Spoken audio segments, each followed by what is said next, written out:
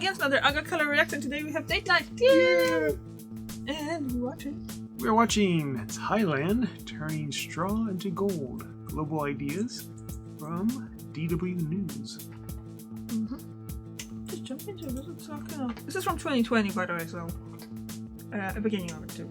So it's 5 years old. Nice. Oh, really? Jeez. Yeah, it's already 5 years since 2020. So. After every harvest, Thailand's rice farmers burn off the remaining rice straw and stubble to clear their land. The acrid smoke carries far and wide on the wind. In the northern province of Lampang, the harvest is underway. Since early in the morning, women have been out in the fields cutting the sheaves with their sickles.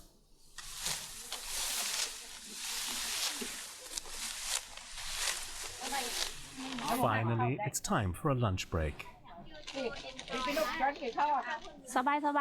We've been doing this work for generations. It's not a big deal. We women are strong. There's a lot of straw left on the field, typically a kilogram per kilogram of rice. If it's left to rot, it'll release methane, a potent greenhouse gas.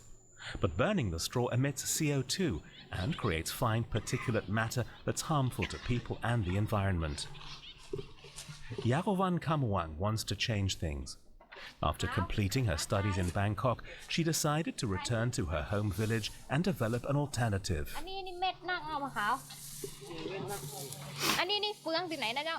Farmer occupation is very hard working.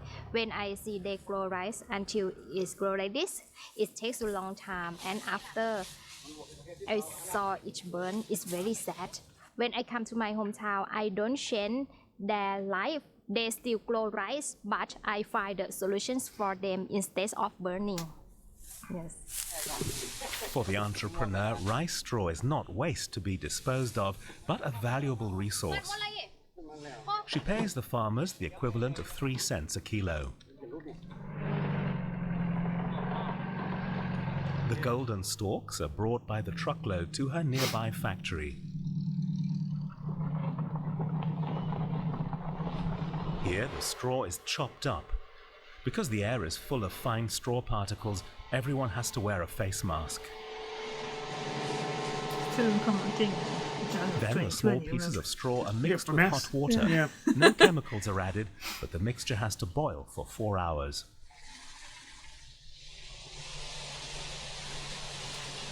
That produces a pulpy mass, which is then cleaned and dried. On the factory floor, we meet up again with the farmers from the rice field.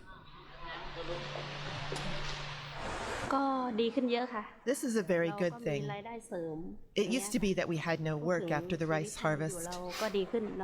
But with this factory job, I can improve my income. The pulp is used to make biodegradable paper and packaging. But machines to process the pulp are expensive, so the entrepreneur exports the raw material to India.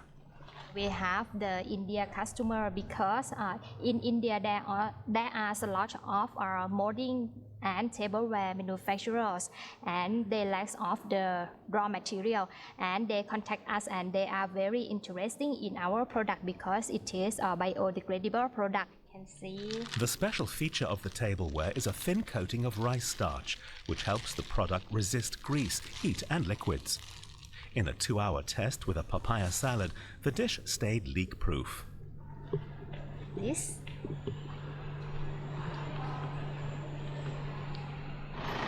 The next day, we pay a visit to the city of Chiang Mai, the economic and cultural heart of northern Thailand.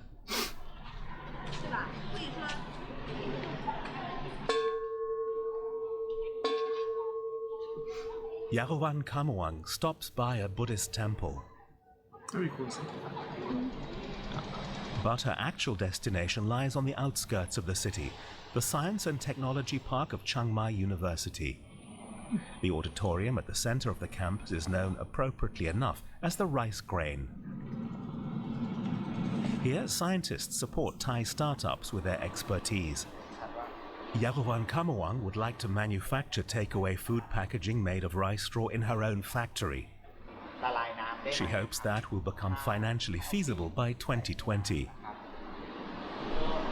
She's especially interested in the researchers' work on improving the rice starch film so that it takes longer to dissolve.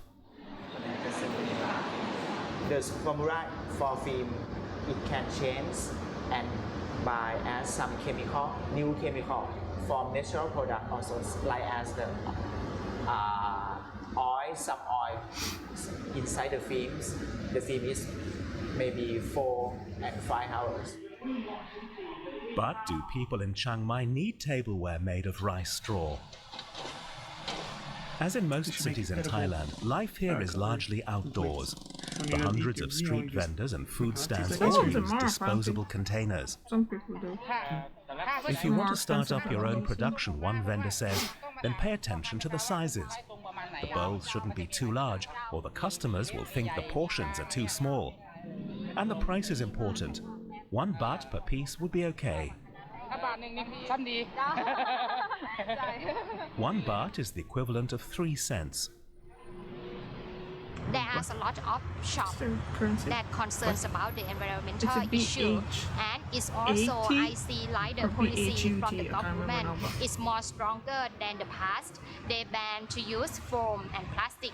They encourage the restaurant or the small restaurant to use the biodegradable packaging. That's a Back small in her town. home village, Yawawan village. is visiting her grandparents. นั่งแบบนี้ดังแล้วก็ย่าก็ถามเขาว่าจะทำอะไรอ่ะ This is where she started her business a few years ago. She carried out her first experiments with rice straw pulp in her grandmother's cooking pots. At first, her grandparents were far from thrilled. Is this why they had sent their grandchild to study at great expense in the capital? หันตรงน้อยที่เนี่ยท่อ But meanwhile, they have ample reason to be proud of her. And as the saying goes, the rice farmers of Lampang have learned how to turn straw into gold. Because burning it would be a terrible waste.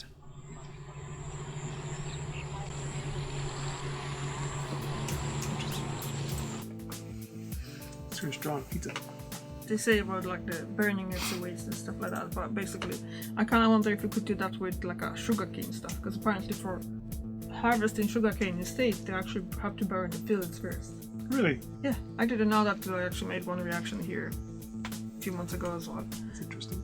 It is, but it's not very good either, because all of those fields are, say, in the south of America, you know, like Florida and all those kind of southern hot states and stuff like that. They all always burning the sugarcane fields first before they actually harvest, to make it easier, because then they don't have to deal with the actual leaves and stuff like that. Why? It's obviously not good. There's a lot of people getting sick in those places when they live nearby or something like that. And then, but the places like other places that they actually grow sugarcane and stuff, they like I think Brazil or something like that, they harvest without burning, so you can do that. You just have to have like a proper thing, and a lot of farmers in America actually have that proper stuff to do it. They just don't want to, because then the whoever buys the raw material, they don't want to deal with all those kind of like leftover leaves or little pieces and stuff like that. It's just terrible. Interesting. Yeah, this is a very good idea too. So yeah, but I have nothing else to add. I don't know much about rice, so I mean like the compostable stuff, it's obviously all in Europe now, so it's thing. And yeah, like she says, the stuff that she makes, it's or try to make it last for like 2 hours without leaking. Like, it's fine if you're eating food straight away, but it's not fine if you wanna eat, let's say, take a lunch or buy something ahead and have that for dinner. That's not going to be okay, especially if you're not going home straight in. So you need something that it's longer. Maybe second layer of the resin? I don't know. Well, obviously they're eventually gonna figure it out. Eventually. Yeah. Some kind of rock asteroid's gonna fall on Earth and we have a new material to work with. Well, not sure it wouldn't be enough. You never know. And- Depends on the asteroid. Well, if the asteroid gonna hit there, well, maybe it will actually be enough because it's gonna kill a lot of people Yeah, first. yeah. There's only 2 humans left on the planet. Yeah, That's big but- enough. Yeah, but then there will be no need for that. True. Because we are the biggest problem in that. Yeah. Yeah, so. Do you want to add anything else? No, I can't think of anything. No. Maybe. Thank you very much for watching. I see you tomorrow, and Eric will see you next week. Yeah. Hopefully. If I won't kill him. God, I swear to God. Bye.